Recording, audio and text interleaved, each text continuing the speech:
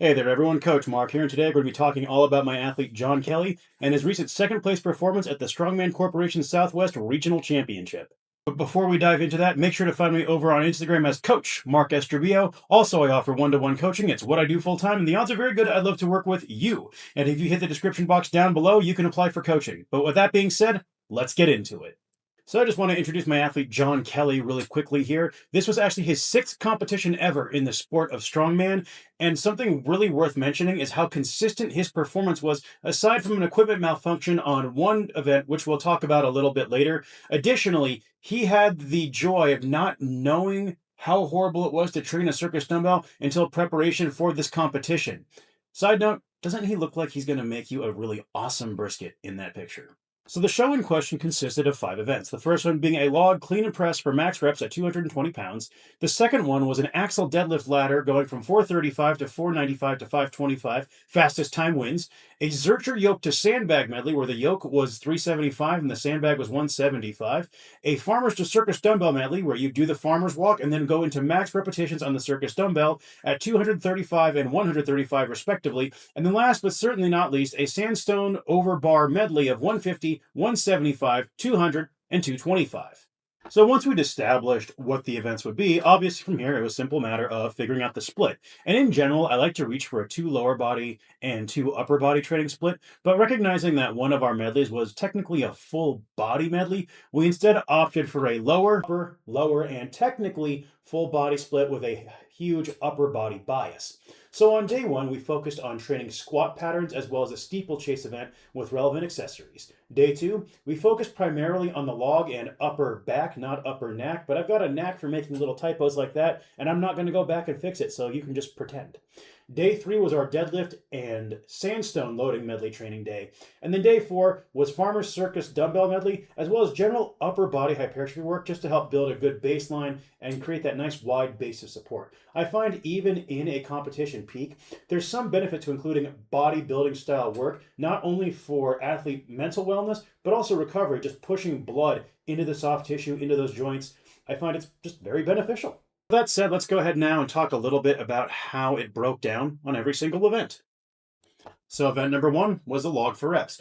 Early on in the training cycle, we mainly just focused on having him get exposed to competition weight, doing a lot of singles, and then we slowly built rep capacity over time. And in week 7, that's when we went for a max rep test, not quite at competition weight, but very close. And that helped us identify bottlenecks for the second half of prep. Week 10 was our heaviest session here, done 2 weeks out. And as far as accessories goes, pin pressing, floor pressing, Arnold press, 40-degree incline, delt raises, face pulls, pretty regular stuff, and these were performed weekly. And you can see a sample session on screen right there now. Ascending 5s, some floor press, 1-arm rows, the face pulls done, superset with dumbbell overhead press, and then delt raises superset with bicycle crunches. And I think supersets are really valuable for the strongman athlete because it does improve workout density and work capacity, and your ability to recover from that sort of high density is really important, especially when you are working with a heavy weight for repetitions. This approach was good for 5 repetitions, landing at second place finish. The next up here was the axle deadlift ladder. Previously, we had established a 626 1-rep max for him, so our main focus here was using modified cluster sets to get him used to strapping in repeatedly and quickly. Our heaviest sessions were in weeks 9 and 10 during prep, topping out at 550 to 570 pounds. And you can see a sample session on screen right now where we do 3 sets of 2 reps, restrap, 1 rep, restrap, and then 1 more rep at 440. Strength was not an issue in this event. We had an equipment malfunction, and there's a couple other things worth mentioning as well. So aside from the equipment malfunction, which came from the straps just sort of disappearing on him, there was a bit of a miscommunication regarding a down command where he had received one, came down, and then someone had actually yelled at him, "Hey, make sure you get the down command," so he thought he didn't receive it. Just one of those situations where unfortunately these things happen, and I think it's a good reminder for all of us who are watching while we're cheering on athletes to not give them anything adjacent to a command. Let the ref handle those things. So just some food for thought there. Now next up was the Zercher yoke to sandbag medley. So just carry the yoke, run back to the bag, throw the bag over the yoke, run the yoke back down, run back to the bag, throw it over the yoke. Pretty simple. So one of the big things we did here was actually using Zercher variations to build familiarity with the position, especially with slow eccentrics and pauses. In the latter half of prep, we also added in holds and sandbag squats at loads at or above competition weight before medley training, just to keep the nervous system primed without generating too much fatigue. We didn't really do any timed full format runs until about 6 weeks out. GHRs, landmine twist, and Russian twist help support a lot of the work here.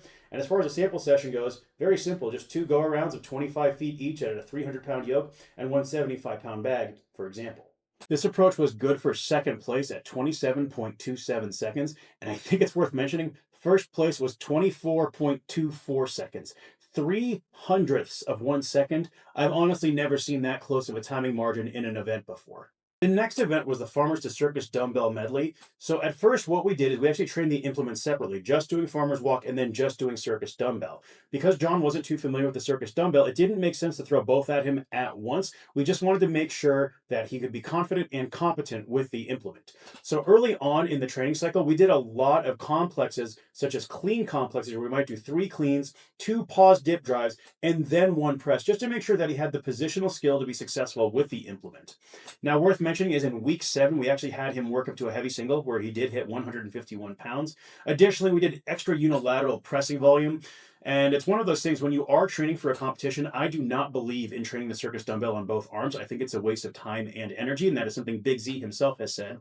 But if you are worried about imbalance, do extra unilateral sets on your non-competition arm on something such as an Arnold press, a landmine press, all really good options. Unilateral pressing in general for strongman athletes is really underrated. It's one of those incredible return on investment things really we should be doing year round, in my opinion. Now, as far as a sample session goes, for example, we had him hit a single at competition weight. Then he would do 3 runs of 25 feet with the Farmer's Walk into 3 to 5 repetitions at the circus dumbbell. This approach landed us 2 reps, good for second place. And last but certainly not least was the sandbag loading medley here, or sandstone loading medley. This was relatively basic. We trained the medley, but then we also did a lot of heart shocks. I find that the heart shock is one of the single best predictors of both loading and moving event prowess. This one paid off big time. Later in prep, we would also alternate between competition style runs as well as simple density blocks with the heaviest stone. So what a density block might have looked like, for example, was 10 reps at 225 pounds as fast as possible, which he did in just under 90 seconds. I'm sure you saw it on screen. He was moving really quickly. This was good for first place at the time of 13.71 seconds. So I think a few big through lines worth discussing would be the accessory work. Stuff like fat neutral grip rows or FNG rows. I'll probably talk about these every time I do a video on this channel because they're so darn invaluable for improving your pick for loading events, especially on sandbags. Pin presses, face pulls, all of these things help develop the necessary physical attributes to be successful on the events. There was a very large amount of posterior chain work because this show featured 3 moving events as well as a deadlift medley. So as a result, we had to make sure that those muscles got a lot of work. We also did a ton of work for both trunk rotation as well as anti-lateral flexion for the torso. Because again, with 3 moving events, what we had to think about is not only being strong enough to maintain position with the implements, but also strong enough to reclaim position if something got out of groove, such as on the yoke run.